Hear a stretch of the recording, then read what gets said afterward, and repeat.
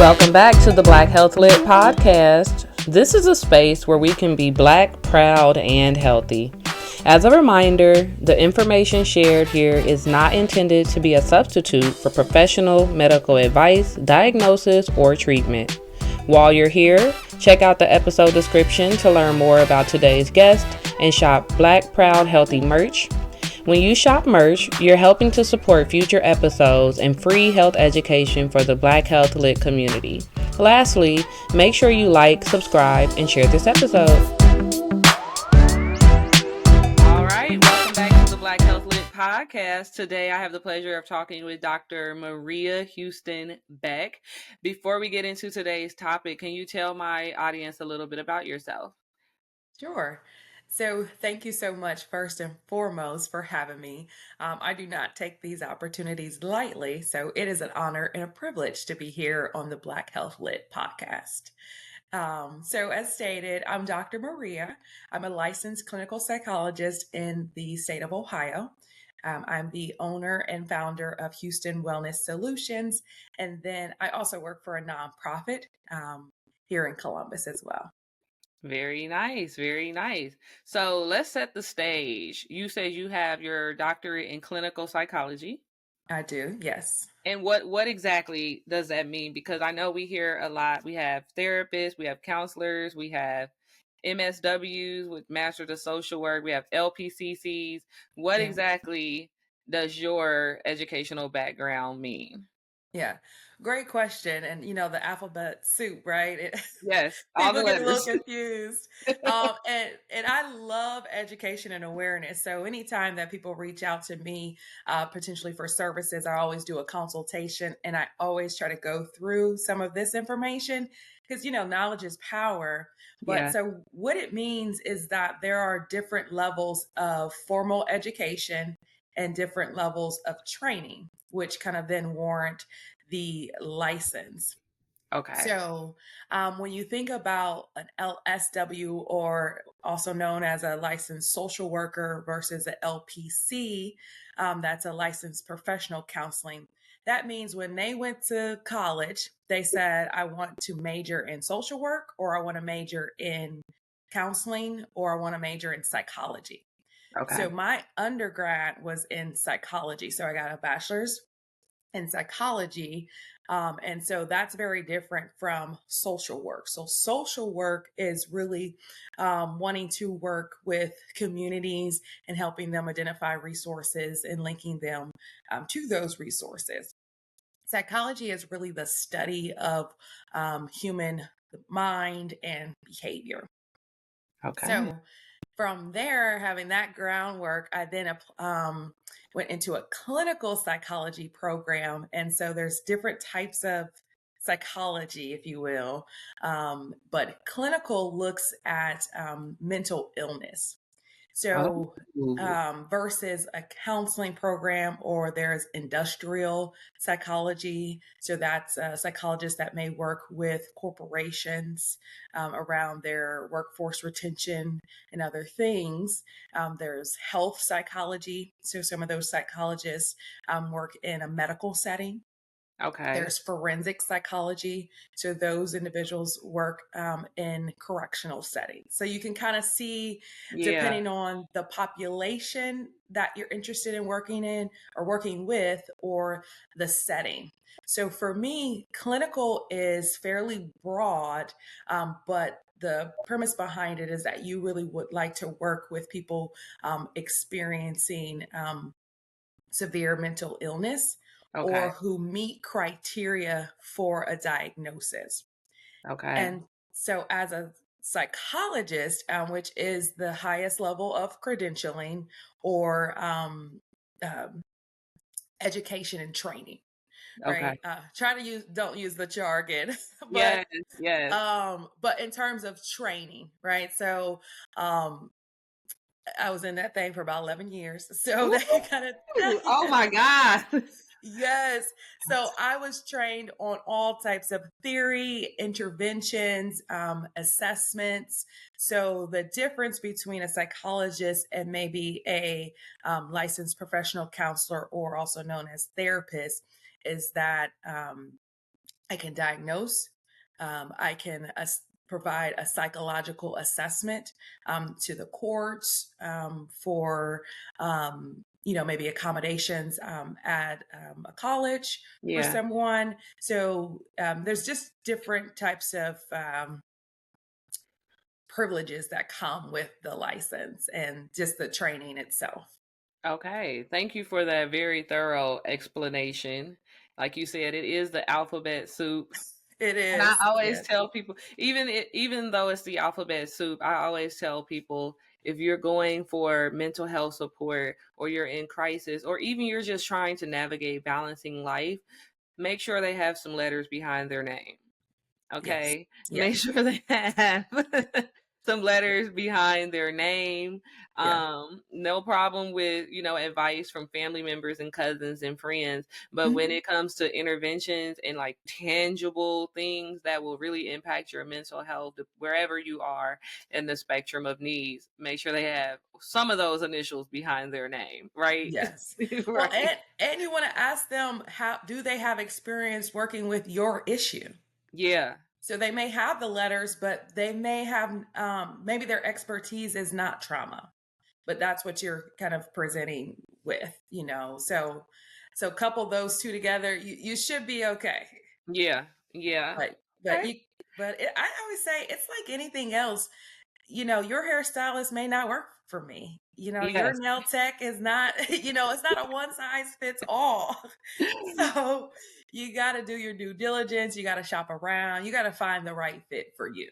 Absolutely. I'm very blessed. My therapist is amazing. How we came together was amazing and she just has been really good. But to your point, she fits with me. I don't know if she would fit with my cousin or my sister or my friends, but she works for me. So Yeah. yeah, that's a good That's good. point. So let's jump into some questions. We're talking Yeah. about relationships today. Mhm. And there's a lot of conversation on the internet, especially in the Black community, about mental health. It's Men's Health Month. It's Men's Mental Health Month when we're recording this. May is Mental Health Awareness Month. We have all these health observances, but the conversation on mental health seems to be persistent. We also like to talk a lot about relationships. There's a lot of conversation on it, good and bad, Yeah. good and bad, on the internet about relationships. So, can you talk a little bit about how our cultural expectations and our norms within the Black community influence how we relate to each other or our relationships? Yeah. So, yes, it's a hot topic. Yes. And I think people should also understand that we as human beings are relational people. We were kind of designed, regardless of your beliefs, to be you're in relationship with people, even people that say, I don't like people, or I got a real Yeah. tight knit of group, which is fine, but you're always in relationship with people, regardless if you're going to Starbucks or, going to an appointment. You have to be able to navigate those relationships. Yes. Um, and they're complex. And cultural norms and expectations are extremely complex, but they do have and can have a significant influence on relationships, especially in the Black community or Yeah. for Black folks, Yeah. because there's so much variety. I think when you think of cultural norms, they may look slightly different for, a Black woman born and raised in the South versus Yes. raised in Columbus, Ohio. you Yes. know um so again, there's not this kind of one standard. And also kind of giving our history, when we think about slavery and segregation and civil rights, that still to this day plays a role in our relationships. And when you think about trust and Yeah. within the Black community, the sense of collectiveness and coming together when there's these external challenges and adversity. But then you also think culture influences our family dynamics. It can influence our communication styles, religion. Now that's a whole Woo! another thing, right? When you Yes, think about Black culture, you cannot not think about religion, spirituality, yes, the church. But then how does that influence, gender roles or even sexuality when we think about yeah, relationships? So, the man in the family versus the woman in the family, depending on where your norms or expectations come from, can really shape how you see those relationships. So yeah. it's one of those things, again, it's just so complex. It is, and I think we miss the nuances that you just talked about. So we have you touched on religion. That's huge. Yes, yes.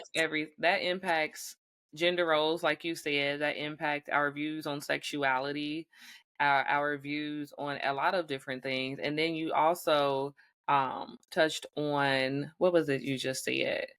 The church, Yes, slavery and trust.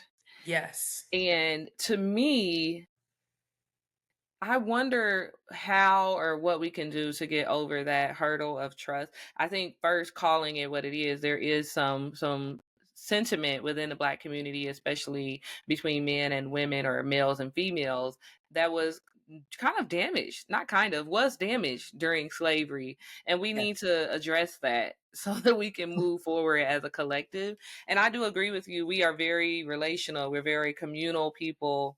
Sometimes we can be overbearing, sometimes we can fall back. But one of the things that my care team has said to me before, as I've navigated my health challenges over the past 3 years, is your community, your social well-being has kept you alive. I Mhm, had phenomenal health outcomes when I was going through chemotherapy for breast cancer, and my oncologist, he wasn't just, it was the water that helped and the eating healthy and the medicine, whatever, but he was mhm, like, the fact that you're still socializing is mhm. literally helping your physical health and help you to get through this. Yeah. So that's one example, my personal example of how it impacts physical health. But how do you, from a psych perspective, believe that relationships can influence our mental health in a good or bad way? Yeah. And I'm glad you noted that. It can be good or bad, Yeah. right? Because people think like, oh, just get your support network and you'll be good. Well, I think in some of like the posts, it says be careful who is part of your support network. But we think about generally how relationships or community can help your mental health. One, it can really help you um, avoid isolation. And so sometimes in isolation, we can then create our own narratives in our Mhm. mind. And again, based on what you've been exposed to, the beliefs that you've developed, again, all those things we talked about, right, from your family, from other things, Right. the way in which your thinking may be interpreting things. If you're in relationship, those individuals can offer you other perspectives. And even some of those relationships, healthy relationships, may even challenge some of those perceptions or that you hold, Yeah. which is a good thing, right? Yeah. And then it also can then um, really help you to validate maybe your experiences, but then help you navigate. And what those relationships a lot of times do, they instill hope and can empower you because, again, within the Black community, so many of us have had to be resilient, Yeah. right? And I use the word resilient versus strong because I don't know what that really even means in Yeah. context. Yeah.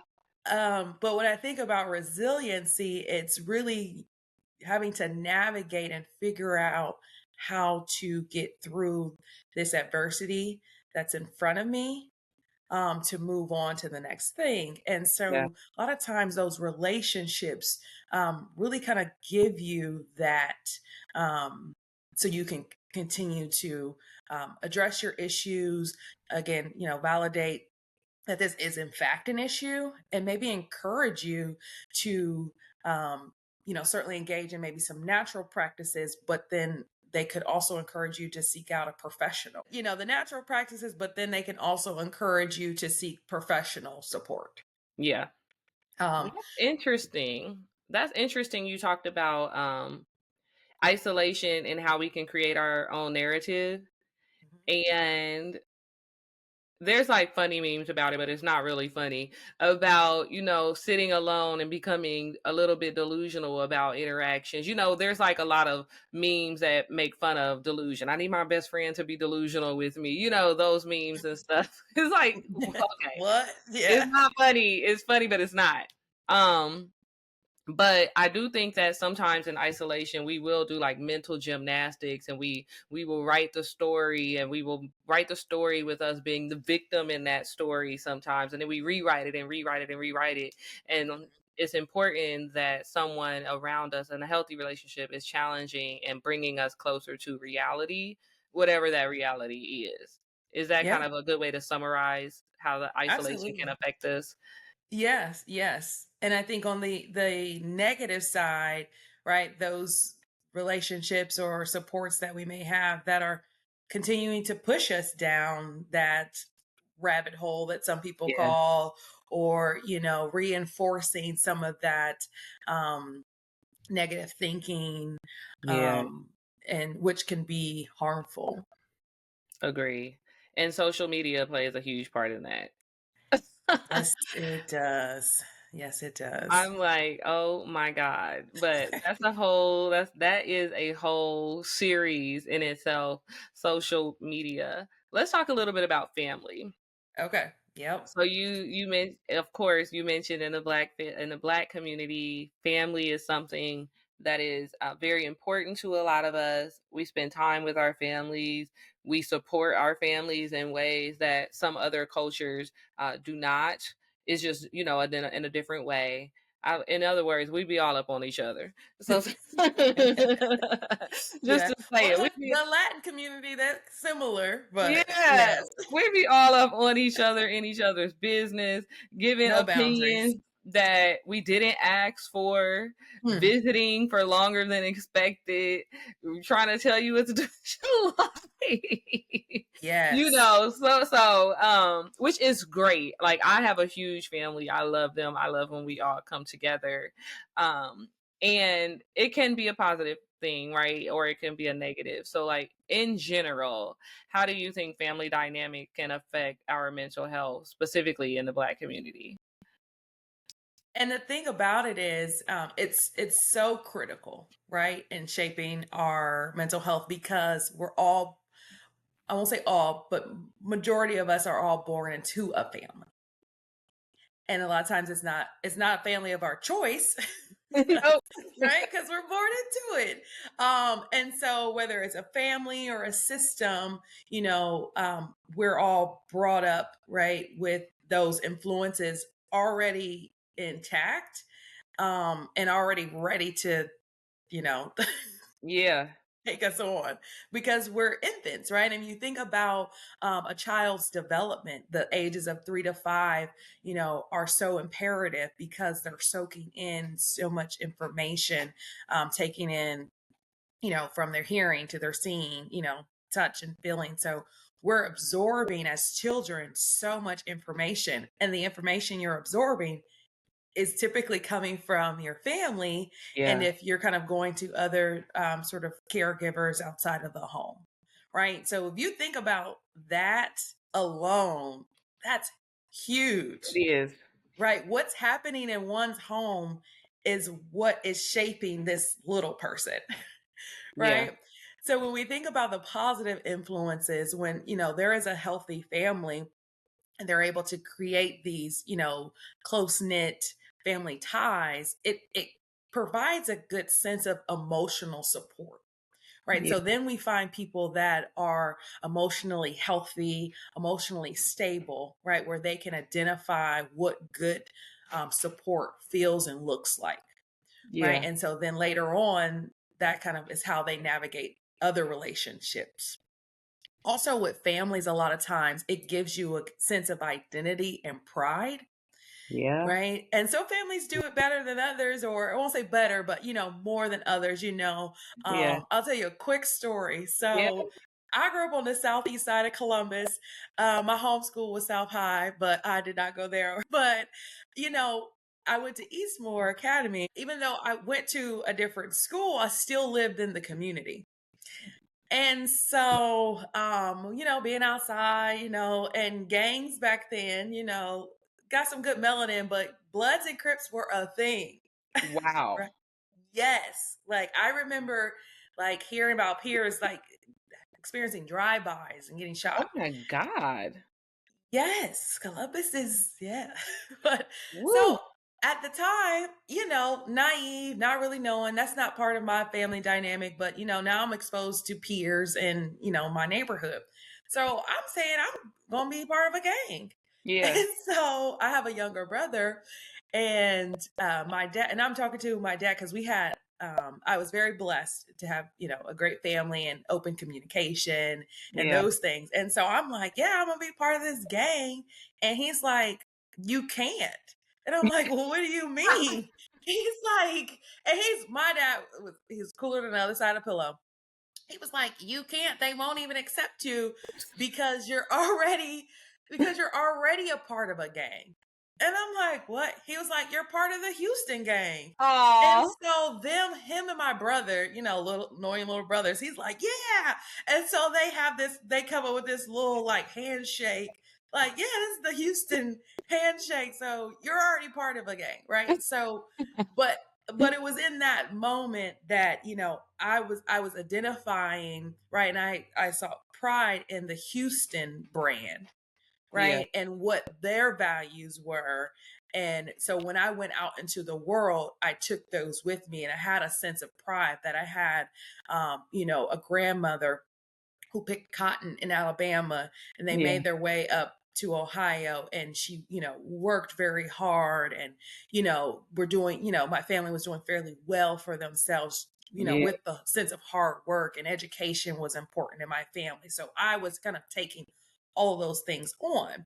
Mhm. So those are the kind of positive influences that a family can provide. Yeah. Um, Other things on the other side of the coin, right? When you think about family Yeah. dynamics and influences, is those high expectations and pressure. Right. So I'm the only individual in my family that has a doctoral degree. But my family, they thought education was important, but Of course. they didn't say go get a doctorate. They just said get some education. Yeah. So may I put the pressure on myself. But but in other families, I have clients and friends you hear about that sense of pressure and expectation. And a lot of times that is derived out of the financial instability that most Black families experience, right? That Yes. lack of economic equality. And so it's one of those things that if you don't work, if you don't secure, a good position, a good job, get tenure, Yeah. then you don't eat. A lot of Black families don't have that generational wealth to Right. where you could not work. Right. And then there's the things about stigma around mental health. Yeah. Um, a lot of people that know my story or that I share with, I had my grandfather's sister committed suicide. Wow. She was suffering from post traumatic stress disorder. And and that's really how I got into this work. And it was one of those things that in the Black community, you just don't talk about it. Right. Yeah. I remember as a kid saying, hearing that you don't tell your business. Yep. What It happens in goes this house stays in this house. stays in this house. And it's like, can we need to just bust up that narrative, right? We do. So it's the stigma, especially with our older generation. Yeah. These new millenniums, they doing their own thing, but they- but growing up, even when my family was so supportive, right? And me as a psychology major, but Yeah. I knew they weren't going to a therapist. Absolutely not. Nope. They were my biggest cheerleaders, but did they believe in it? No, Mm-mm. absolutely not. So other things, family dysfunction, right? Yeah. Conflict, again, that economic strain, and then the role strain. So another thing, just to highlight, a lot of times for our Black families, the father may not be in the home, Right. or we see a lot of grandmothers raising children Yeah. while maybe the parents are trying to work. Yeah. So a lot of, these relationships and these roles are strained, stretched, because in the Black community, we rely on our um, Yeah. extended families a lot of time. Yeah. Again, which can be a good thing, but then, also how does that play into one's identity? I Yeah. had clients that were raised by maybe a grandparent or aunt, and they internalized some of that, and so as Mm. adults they struggled because they could understand why my mother and father didn't want to be with me, Yeah. right? So you see how that can kind of then play on one's mental health, Mm-hmm. and they later on experience different mental health challenges. Yeah. I like that you touched on the economic instability that we experience um, far too often in the Black community, and how that can be a domino effect of we have the economic instability or inequality, whatever you want to, lack of generational wealth, experiencing poverty, however we want to frame it up. We Yeah. don't have enough money, basically, No. to one rest and just exist. So we Mhm. have to work. I have a cousin, she's close to 80, 75 ish. And somebody was complaining about work one day. And she's like, they brought us to this country to work. That's why they bought us over the water. And it was like, oh my God, dang. Sometimes the old heads say things that are like, oh my God. Yeah. Yeah. Well, it's like, that generational trauma that travels through the DNA, right? There's been tremendous research around that where that mentality shows up in you and you don't even know where it comes from. But it's, when the old folks call it out, Yeah. it's like, because it's like, you're not going to work. Yeah. What you mean you're not going to work? What are you doing? You on your deathbed? What are you doing? Hey, what are you doing? Yeah. What? Don't be a Black man not working. I got some empathy for them, but I grew Yeah. up in the same culture, so I get it. Yeah, you got to get up and go get it. So that's a huge part of our culture. But and like you said, it impacts our relationships. It shifts our roles. We have to rely on each other. I had a family member who needed to move across state lines, and it took like four of us to get her where she needed to be. And it included cousins. It included a girlfriend of an uncle. It was a lot, but we have to come together in a different way just to make things happen. And I think funerals are a really good example of that. Pitch Yes. in, GoFundMe, Cash App, send $50. Who's making the food for the repast. We can't always just throw money at things. So then we have to roll up our sleeves and we Yes. have to get in there and put our elbows into it to get things done a lot of times, and then that can create strain. It can Hmm. create connection sometimes because we're doing it together, but we're tired. Yes. It can create strain. We're like, I'm tired. I went to work today. I picked up the kids. I got a wife to take care of, a husband, a sister to help, work, Hmm. running businesses. I mean, Black women are running 15 businesses at all the time. Yes. Caregivers. Caregivers, Yes. cook, clean. Oh my, try to make it to step class Girl, with talking Dr. good. Houston. You preaching today. Okay. I went to Pilates 2 nights ago, and the instructor brought her son with her, and it's just like we just have to get it. We just have to get it. But I'll get off that soapbox.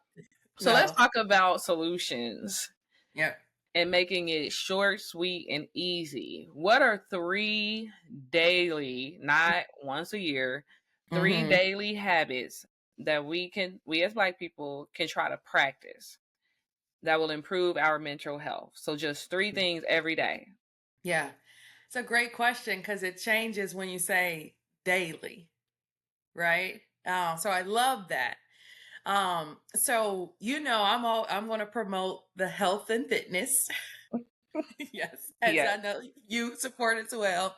So daily, when we think about fitness, moving your body, it doesn't have to be you doing a bunch of burpees or signing up for a class, but simply moving your body. So, with especially folks that are working from home now, that percentage has Yes. increased. And so you find yourself sitting for extended periods of time. And I learned that it's not that the knees are just getting old and not working, it's because you're not moving those muscles, Yeah. right? In the knees, they have these very integral kind of tendons and muscles. Mm. I'm not expert in that, but I know what I've heard from a certified trainer that has the credentialing around that, or Yeah. education. It's the fact that we're just not moving those things. So like she said, if you like walk backwards like on a treadmill or do different things, you can start to loosen up those muscles. Ah. So I try to, getting off of work versus just getting on that couch, and Catching up probably on some doing shows. sitting on some shows. I'm usually doing more work while watching the shows, but do a little bit of laundry, or just find yourself taking a walk or just different things to stay active. Yeah. When you go to Target, maybe park a little bit further so Yes. you can have a few more steps, Yeah. So that's something you can do daily. And then certainly, coupled with the eating. Black folks, we have to be mindful of what we're putting in our body. Yeah. And I'm talking to myself as well, Yeah. you can't outwork a bad diet. Shout out to the trainer, You Joe cannot. Bass. You You just cannot. can't do it. And for years I thought I could. Nope. Like, well, I worked out hard today. I deserve this. Nope. Like, not every time, Mm-mm. So just being more mindful of what we're eating. The processed foods just kind of have to go by the wayside. Yeah. The other thing is, so I encourage people to have, a bag of coping skills, right? You really can't get away with just one type of coping skill. Right. You got to have a variety, just and so I would encourage people to engage in one of those daily. So it could maybe be the same thing, it could be a different thing. And the reason you want to do it daily and always engaging in these things is because when crisis hits, when you're in your crisis mind, Yeah. you can then tap into some of those things that that help you to regulate your emotions, that help to bring your stress levels down, that help you to really think, process through your thoughts.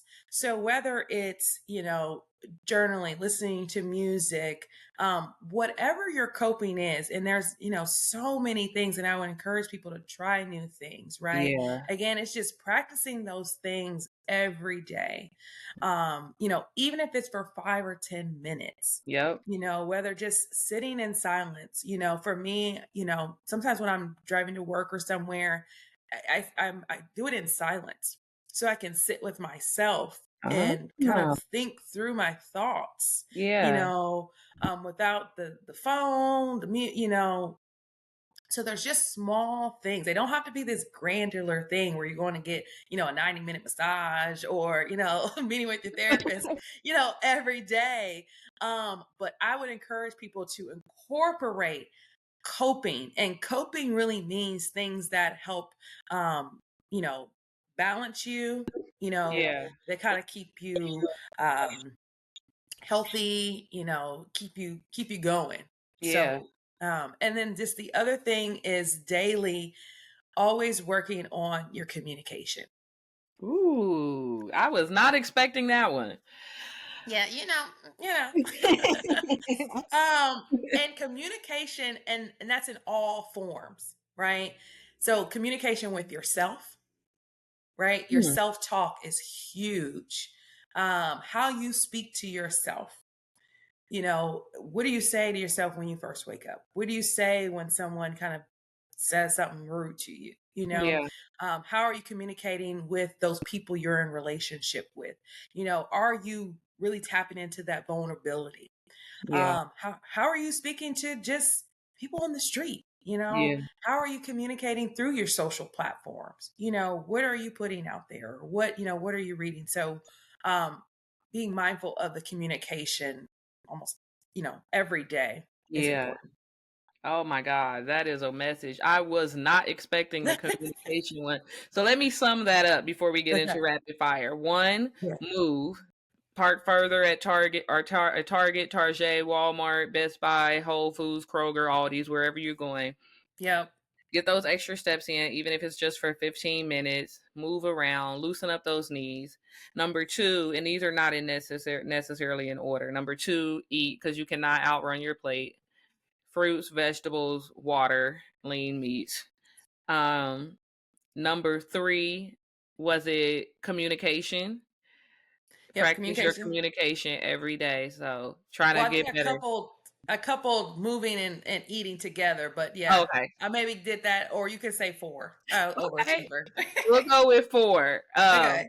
So work on your communication daily with people who you are in relationship with. And that goes back to your point too about being in isolation and creating a narrative that can potentially be a false narrative. And oftentimes Yes. we're a victim in that narrative. So that's number three. And then what was the fourth one? Or the Practicing three coping A? skills. Coping Coping skills. skills, the bag. Yeah. Get your bag. Yes. Get in your bag, okay? Get That's in the your bag we bag. need to be in. Yes. Yes. Build up your bag if you need to. Yes, and that can be writing, meditation, yoga, Pilates, step class, therapy, listening to music. I mean, there is like the list. It's 100 things you can do.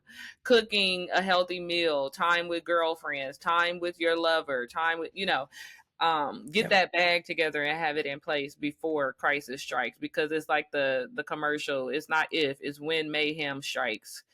So it's your coping bag is kind of like your insurance, right? For mental Yep. health. Okay. Yep. Yep. All right. Okay. I It's got how it you stay. summarized. Yeah, you did great. It's how you stay mentally healthy. Yes. Yes. You ready for some rapid fire questions? Let's do it. It's easy. It's easy. It's All easy. It's right. easy. What does wellness mean to you? Mm. Wellness is holistic. Okay. It's all the things. It's mental, physical, spiritual, financial, social. It's wanting to have this optimal health, but really a balance, and it's something that you really got to work at, as I mentioned, every day. Okay. All right. And why is Black health literacy important? When you know better, you do better, right? they they used to say they would put information in books to keep away from us, Yep. right? So it's that knowledge piece. So the more that we are reading the knowledge, we're aware of it, we're so much more powerful, right? We can make better decisions, Mm-hmm. right? More informed decisions, for ourselves and for those that we have relationship with. Yeah. Yep. And last but not least, Dr. Maria Houston Beck. How can people learn about you, your 95,000 jobs, and ways you're impacting the community, all the things you're doing, the classes you're teaching?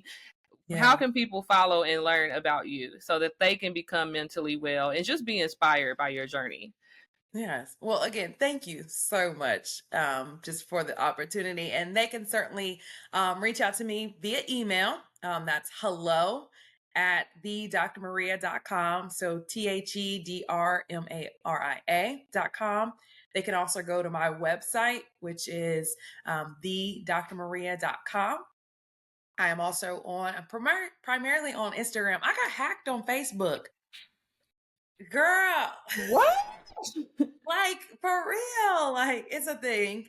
So, I'm primarily on Instagram right now. I know I gotta get on the other things. Yeah. But it's 2 underscores, Dr. And then my business page is Houston Wellness Solutions LLC. So I'm kind of posting just really my life things there. I kind of always try to intertwine, mental health, promoting other Black people doing amazing things. So, yeah, you guys can follow me on those platforms. You can reach out directly through the email. On the website, there is a contact me tab. So if you click there, it'll send me an email automatically, and I'll reach back out. You can go to the DM, if you just had a quick question. I'm very approachable. Again, I love education and knowledge. So if you just had a question, I'll be more than happy to answer. So. I love it and I appreciate that. When this episode released, I will put all of your links, social media handles, and everything in the episode description. So for those who are listening, if you didn't catch that, just hit the episode description and you can click the link and go straight to Dr. Houston Beck. And I really appreciate you being here today. I hope people feel fed and educated by this episode. And thank you again for coming to the Black Health Lit podcast. Yeah.